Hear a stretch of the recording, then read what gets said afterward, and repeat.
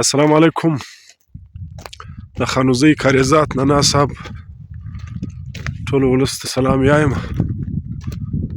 دا زموږ د علاقې زموږ د ګرد ټوټل ایریا دپاره دلته یو بلډینګ جوړ سوی و. اول چې موږ ته نه و معلوم، موږ دا خیال چې دا دغه یو حال و. بیا چې موږ حال وکړی دغه دوی ویل دا آی ټي سنټر دی، دلته به آی ټي کلاسونه ویل کېدای.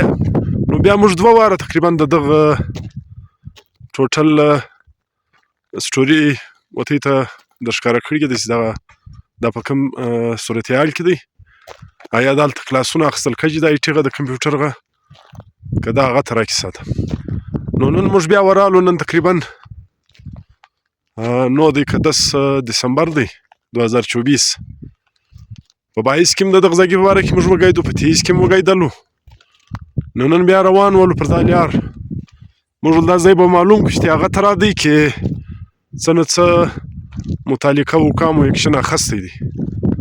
اوس دغه بلډینګ موږ بیا در ښکاره کوو چې آیا د دغه حالت هغه ته رادی که یو څه تبدیلي کې راغلې ده.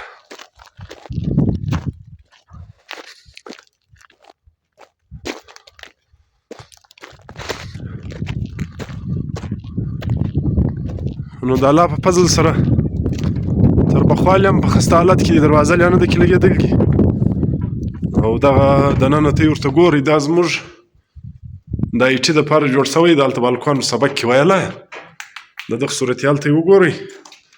واره خو موږ خبر نه یو چا ګپه کوله چې دا ګورو ټیکهدار یې څوک و. دا یو وارې دا چادر ډېر کمزوري پر ولګول، هغه وار تس کړل. دویم وار یې بیا مازیارزي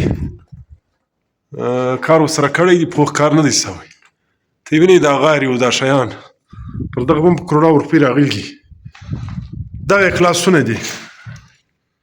نو ته یې وینئ سټوډنټ کې ناست دي، کمپیوټران ورته پراته دي، سبق ویایي.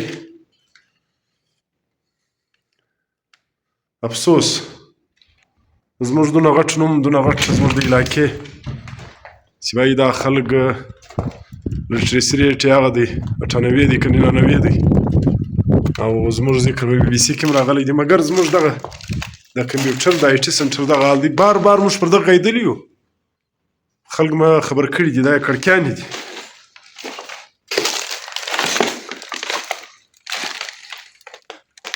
د هغه ته راڅیري دي.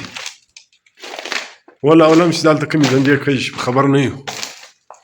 بهرحال دغه زموږ د خانوزۍ د آی ټي سنټر د حال صورتحال دی.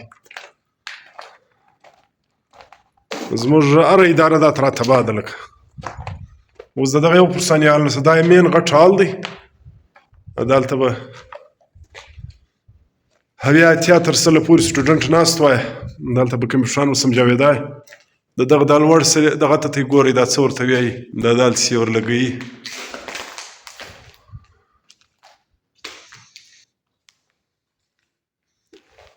دا ګرده تر در په در دي. دا یې کړکیانې دي.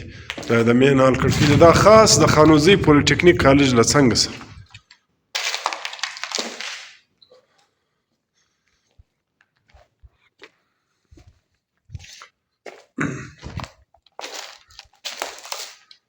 دغه یې بله غټه کمره ده. د دغه دا ټوټل دغه رایله سوي دي، او په دغه کې ډېر شیان غلا سوي هم دي. دا لوړ سې ورکوي، دا څه ورته وایي.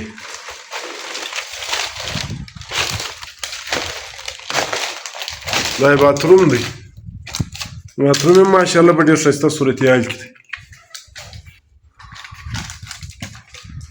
دا بلکل اوس دی بالوبجې لکه ګوسټ هاوس، لکه د پریانانو کور.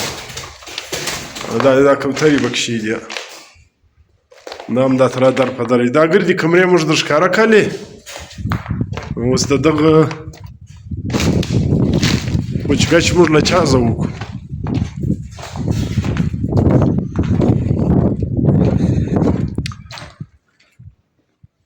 دا دغه د خانوزۍ پولیټیکنیک کالج له څنګ سره. ملګرو دغه د خانوزۍ د پولیټیکنیک کالج له څنګ سره دا کوم د آی ټي سنټر حال دی، دا موږ در ښکاره کړي. واره خو د دغه انجینرینګ و، د دغه د ټیکهدار کار موږ در ښکاره کړی چې څه ترا کار یې کړی و. بل دا بلډینګ مکمل صورتحال اخر تر کومه پورې به زموږ قوم زموږ علاقه زموږ د خپلو د تعلیمي ادارو دا تر تباهي کوو. دا به څوک سموي، د دغه خلاف به څوک اواز پورته کوي. ماشاءالله زموږ په علاقې کې وزیران، امپیګان، سکرټریان هر څه شته، ایډیشنل سکرټریان، مګر زموږ د تعلیمي ادارو زموږ د تعلیمي بلډینګانو دغه صورتحال دی. بار بار موږ پر دغه غږېدلي یو، علاقه خلک ګرد په خبر دی، مګر د دغه نوټس څوک نه اخلي. دا بلډینګ ته یې ویل دي، دا تر در په در دی، دا شیان یې ګر غلا سوي دي، لوړ سې ورکوي. نو موږ خو یو بې تعلیمه خلک، مګر دونه مصر په خلاصه چې د دغو شیانو تباهي چې ده هغه زموږ د مستقبل تباهي ده. زموږ پر دا د کروڑا روپۍ راغلي دي، مګر دا ګرد کرپشن شکار سوي دي. پر دا به اوس هم پیسې راځي، پر دا به ډېر خلک ډیوټي لري، ګوست ملازمین، یعنې پر کور به غټې غټې تنخواوې اخلي، د دغه به خپل چوکیدار وي. مګر دلته موږ ته یو شی نه دی معلوم، د دا یو صورتحال نه ښکاره کېږي چې دا د چا په لاس کې دی او د دغه غم ولې نه خوړل کېږي. پر دا ته یې ګرد کمنټ راکړئ چې دا به موږ تر کومه پورې دا تر دغه شکار یو، دا تر شیانو د دا تر مخدوش حالاتو. ډېره مننه.